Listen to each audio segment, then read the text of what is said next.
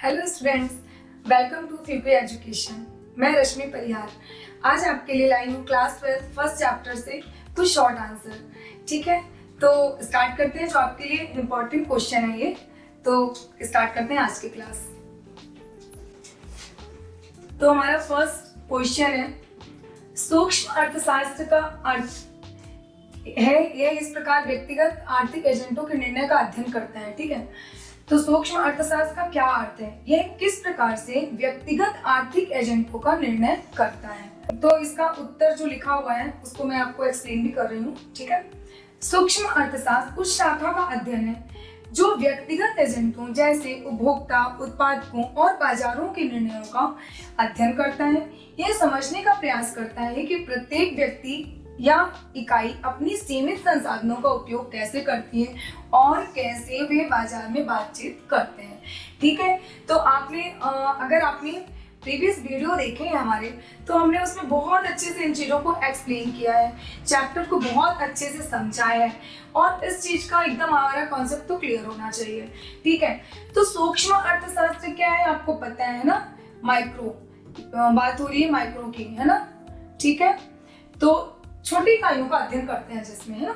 सूक्ष्म अर्थशास्त्र उस शाखा का अध्ययन है जो व्यक्तिगत एजेंटों जैसे उपभोक्ता, व्यक्तिगत एजेंटों की बात हो रही है इसमें, इतना आपको इसमें याद रखना है, और उत्पादकों, बाजारों के निर्णयों का अध्ययन करता है।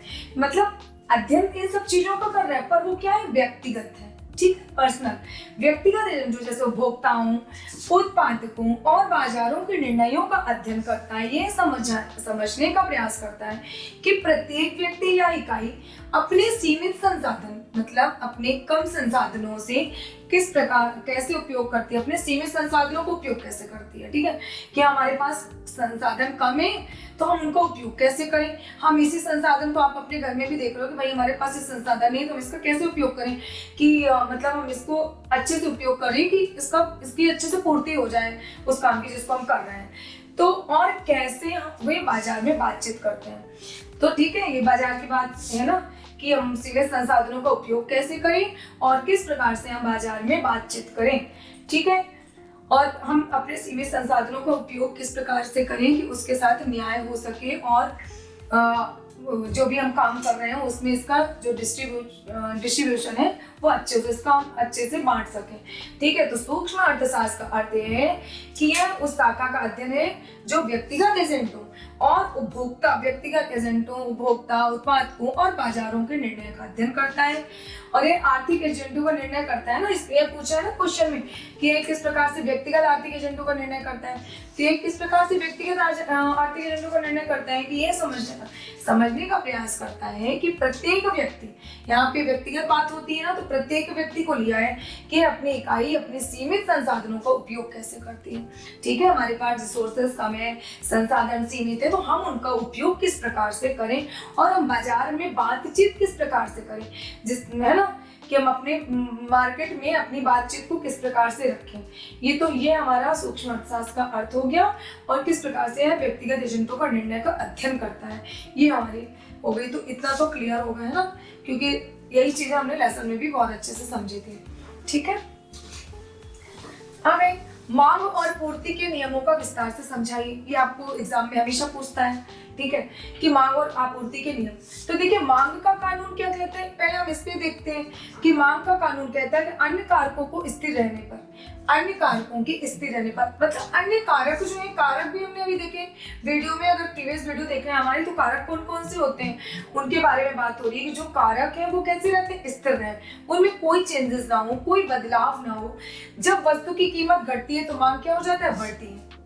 वस्तु की कीमत घटती है तो मांग बढ़ती है। आपने देखा होगा मार्केट में कि मान लीजिए कि टमाटर है, चलिए कुछ और लेते हैं, प्याज ले लेते हैं। अभी हमने लास्ट वीडियो में टमाटर का उदाहरण लिया था, तो चेंज कर लेते हैं, प्याज ले लेते हैं इस बार।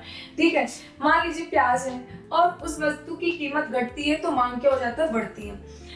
तो मान लीजिए प्याज मार्केट में बहुत कम कीमत पर उपलब्ध हो रही है, हमें बहुत कम कीमत पे मिल रही है, तो सब लोग क्या करेंगे, सब लोग प्याज को स्टोर करने की कोशिश करेंगे। भाई कि हम इसकी अभी कीमत घटी है तो हम इसको ज्यादा से ज्यादा स्टोर करके रख देते हैं, लोग ज्यादा से ज्यादा खरीदने लगेंगे, यूज भी उसको ज्यादा करने लगेंगे क्योंकि उसकी कीमत क्या हुई है, घट गई है।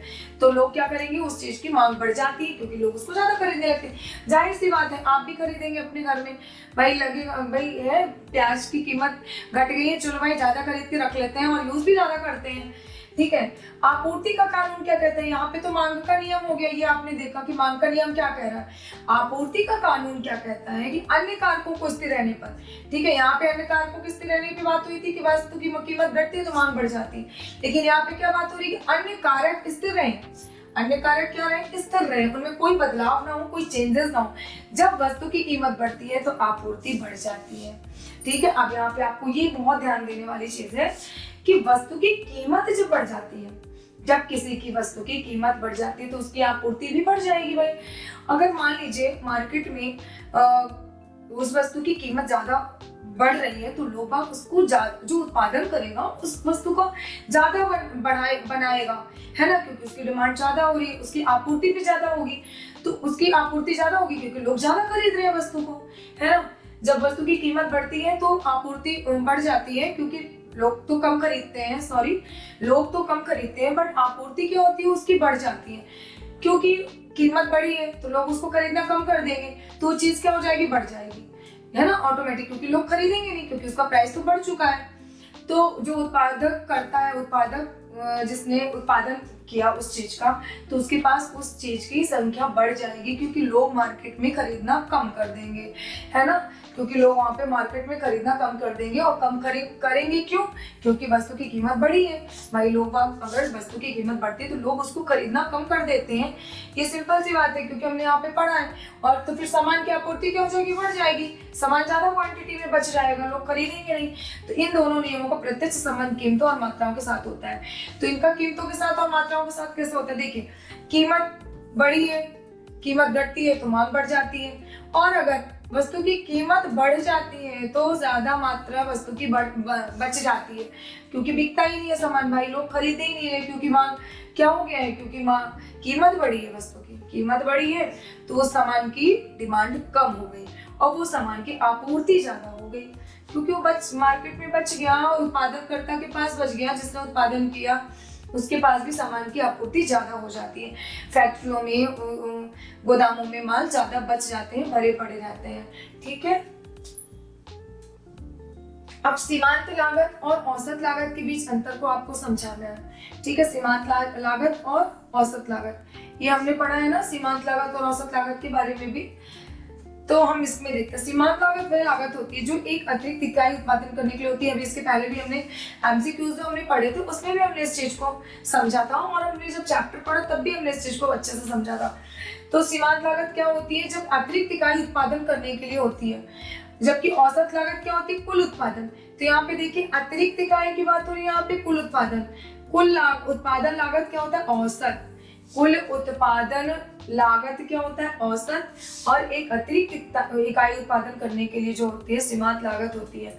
ठीक है, सीमांत लागत उत्पादन की प्रत्येक अतिरिक्त इकाई के लिए होती है। ठीक है, जो सीमांत लागत वह होती है जो उत्पादन की प्रत्येक एक अतिरिक्त इकाई से प्राप्त होती है, जबकि औसत लागत जो होती है समग्र उत्पादन के लिए होती है, सब पूरे उत्पादन के लिए होती है, और ये सीमांत लागत जो सिर्फ एक अतिरिक्त इकाई के लिए होती है, और औसत लागत है जो संपूर्ण समग्र उत्पादन के लिए होती है। तो औसत से रिलेटेड है समग्र उत्पादन के लिए, और सीमांत लागत उत्पादन का रिलेशन है कि एक उत्पादन की प्रत्येक मतलब हर एक इकाई, अतिरिक्त इकाई के लिए जो प्राप्त होता है। ठीक है, जबकि औसत लागत समग्र उत्पादन, सब चीजों को उत्पादन के लिए होता है, समग्र मतलब सबके लिए।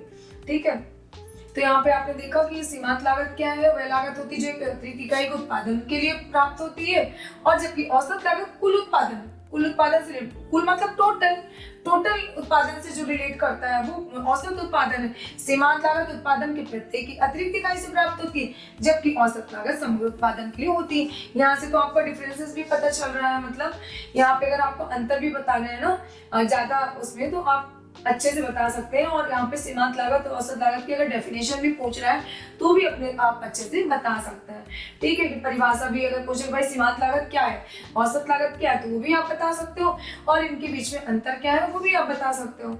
और इनके कुछ जो दीर्घ उत्तरीय प्रश्न है उनको भी हम लेकर आएंगे, तो उसमें आपको और अच्छे से पता चलेगा इसको बड़े रूप में लेके आएंगे। तो विकल्प लागत, ये क्वेश्चन आपको बार बार समझ में आया। विकल्प आपने बहुत कितनी बार अभी जब से चैप्टर स्टार्ट हुआ तब से आपने सुना। विकल्प लागत वह लागत होती है जो किसी विकल्प को चुनने के कारण दूसरे विकल्प को छोड़ने से होती है। विकल्प को आपको बताया था मैंने। अब आपके पास आपने यहीं पे देखा कि जैसे मैं ऑब्जेक्टिव जब मैं एमसीक्यूज लेके आई थी, आपके सामने 4 विकल्प थे, ठीक है। उसमें आपको एक चुनना था, है ना। वही यहाँ पे भी बात हो रही है, अगर सरल भाषा में आप समझे तो।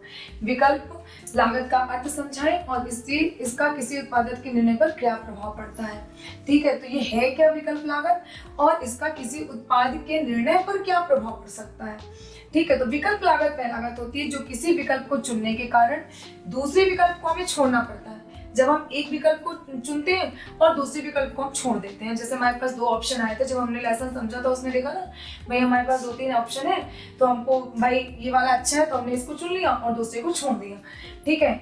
ये किसी उत्पाद के निर्णय पर प्रभाव डालती है क्योंकि उपभोक्ताओं और जो निर्माता होता है अपने सीमित संसाधनों का सर्वोत्तम उपयोग करने का प्रयास करते हैं, है ना। अभी आपने ये चीज 3-4 बार रिपीट हो चुकी है कि उपभोक्ता और निर्माता क्या करता है कि जो उसके पास संसाधन होते हैं वो सीमित होते हैं, तो उसका सर्वोत्तम उपयोग करने का वो सोचता है कि हम सीमित संसाधनों का ही किस प्रकार से उपयोग करें, कि उसका मतलब जो डिस्ट्रीब्यूशन करें उसको हम इस प्रकार से संसाधनों को बांटें कि उसका अच्छे से अच्छा उपयोग हो सके। सीमित संसाधनों का ही हम सर्वोत्तम उपयोग कर सके, उसी संसाधन में ही हम अच्छे से अच्छा कार्य कर सकें, ठीक है। तो नेक्स्ट क्वेश्चन है हमारा 5, मांग की लचीलापन, ठीक है। प्राइस इलास्टिसिटी ऑफ डिमांड के सिद्धांत को हमें विस्तार से समझाना है, ठीक है। तो यहाँ पे आपने मांग के बारे में तो बहुत पढ़ लिया अभी, ठीक है। तो फिर यहाँ पे बात हो रही मांग का लचीलापन, ठीक है। अब लचीलापन के बारे में हम जानते हैं कि मांग की लचीलापन वह माप है जो यह बताता है कि वस्तु की कीमत में बदलाव से उसकी मांग पर कितना प्रभाव पड़ता है, ठीक है। कि मतलब किसी वस्तु की कीमत में बदलाव आया है तो उसकी डिमांड पर क्या असर हो रहा है ना। लचीलापन हो रहा है ना, क्योंकि बदल रही है चीजें। अगर कीमत बदली है तो उसकी डिमांड भी बदली है। तो किस प्रकार से अगर हमारी कोई भी वस्तु की कीमत में बदलाव होता है तो उसकी मांग पर क्या असर होता है, मांग किस तरह चेंज होती है। भाई अभी हमने लास्ट क्वेश्चन में ये देखा ना कि अगर वस्तु की कीमत बढ़ती है तो लोग बाग उसको क्या करते हैं, खरीदना कम कर देते हैं, क्योंकि भाई महंगी हो गई चीज तो हम उसको कम करते हैं। अगर कीमत घटती है तो लोग उसको ज्यादा खरीदते हैं। अभी हमने प्याज का एग्जांपल दिया था आपको लास्ट वीडियो में कि भाई प्याज की अगर कीमत कम हुई तो हम उसको स्टोर करके रखने लगते हैं क्योंकि भाई उसकी कीमत कम हो चुकी है और हम उसको यूज भी ज्यादा करने लगते हैं। लेकिन अगर वहीं पे उसकी कीमत बढ़ जाती है तो हम उसको बहुत कम क्वांटिटी में खरीदते हैं, ठीक है, क्योंकि उसकी मांग कीमत बढ़ी है, ठीक है। अब यहीं पे आप देखें कि यदि मूल्य में छोटे बदलाव से मांग में बड़े बदलाव, मतलब छोटा बदलाव भी अगर मूल्य में हुआ है, कीमत छोटी थोड़ी भी इधर उधर हुई है तो उसमें बड़े बदलाव भी होते हैं, तो उसे लचीलापन कहा जाता है। क्या कहा जाता है, लचीला।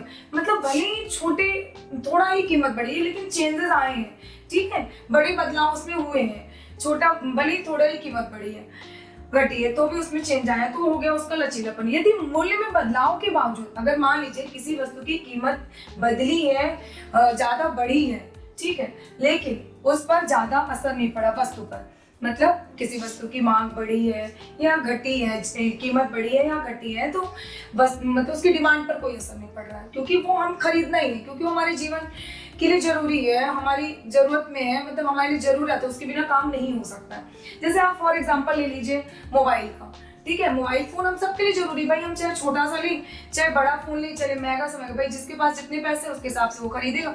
कि मोबाइल सबको चाहिए, सबको कनेक्ट रहना है, एक दूसरे से बात करना, उसके बिना काम चल ही नहीं सकता। अभी न्यू जनरेशन में तो फोन बहुत जरूरी है सबके लिए, यहाँ तक कि बच्चों के लिए भी, क्योंकि उन्हें उसी से उनकी पढ़ाई हो रही है, ऑनलाइन भी हो रही है स्टडी, है ना। तो ये सब चीज तो मतलब अगर उसकी कीमत बढ़ेगी तो भी हम खरीदेंगे, घटी तो खरीदेंगे ही, लेकिन अगर उसका मूल्य बढ़ा है, उसकी कीमत बढ़ी है तो भी उस पर कोई असर नहीं पड़ता क्योंकि वो हमारे लिए जरूरी है तो हम उसको खरीदेंगे। ऐसी बहुत सी चीजें हैं जो हमारे जीवन के लिए बहुत जरूरी हैं, अगर उसके मूल्य में कोई बदलाव भी आएगा तो भी हम उसको खरीदेंगे, ठीक है। तो कैसा रहा हमारा ये वीडियो?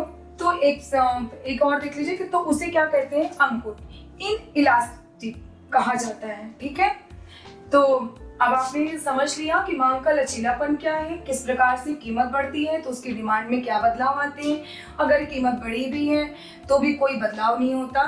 तो ये था हमारा आज का वीडियो। आपको कैसा लगा ये वीडियो कमेंट्स बॉक्स में ज़रूर कमेंट्स करें, और हमारे YouTube चैनल फ्यूकी एजुकेशन में जाकर सब्सक्राइब करें, लाइक करें और शेयर करें, और भी स्टूडेंट्स हैं उनको भी इसके बारे में बताएं, और हम आपके लिए और अट्रैक्टिव क्लासेस लेकर आएंगे। बहुत इंटरेस्टिंग रहेगा नेक्स्ट जो भी सेशन होगा अगला। तो ओके, थैंक यू।